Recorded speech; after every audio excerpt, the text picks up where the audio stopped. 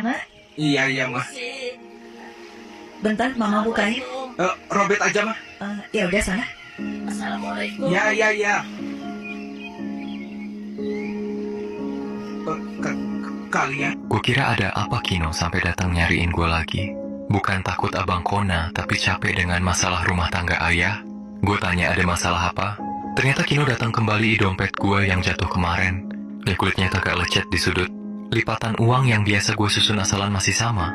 Gue ngerasa kalah tanpa ada yang mukul sekarang. Bukan karena badan gue lemah, tapi karena pikiran gue selama ini terlalu sempit. Malah ketemu Kino anak baru yang baik dan benar jalan hidupnya. Kayak hati gue ngerasa lega kalau ceritain masalah. Hidup gue selama ini yang udah dipendam. Gue duduk berhadapan sama Kino. Cara dia membawa diri memang beda. Nggak ada sikap waspada berlebihan. Nggak ada nada menghakimi. Dia cuma datang, ngembalin yang bukan haknya, lalu diem. Seolah-olah keputusan ada di gue. Gue cuma mau temenan, katanya waktu itu. Pendek. Nggak ada embel-embel. Nggak ada syarat. Kalimat sederhana itu bikin dada gue sesak dengan cara yang lain.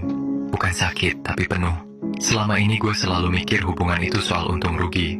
Siapa pegang kendali, siapa tunduk. Siapa di depan, siapa di belakang. Dan tiba-tiba ada orang yang ngajak berdiri sejajar. Tanpa paksaan, tanpa takut. Peto berdiri agak ke samping. Bocah itu selalu kelihatan jujur, bahkan waktu diam. Tatapannya nggak nyari pembenaran. Dia cuma nunggu. Dan entah kenapa gue pengen layak di depan tatapan itu.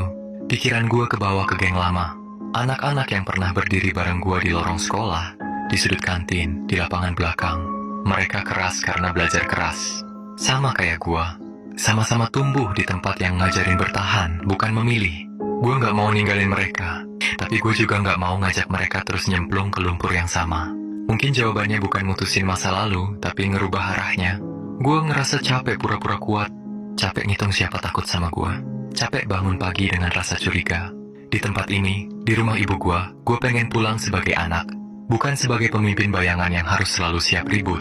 Kino masih nunggu. Peto masih di situ. Dan buat pertama kalinya, gue nggak ngerasa ditantang. Gue ngerasa ditawarin. Talent batin gue. Nggak usah langsung jadi orang lain. Gue masih Robert. Dengan masa lalu gue. Dengan salah gue. Tapi mungkin, mulai hari ini, gue Robert yang berani nyoba cara lain.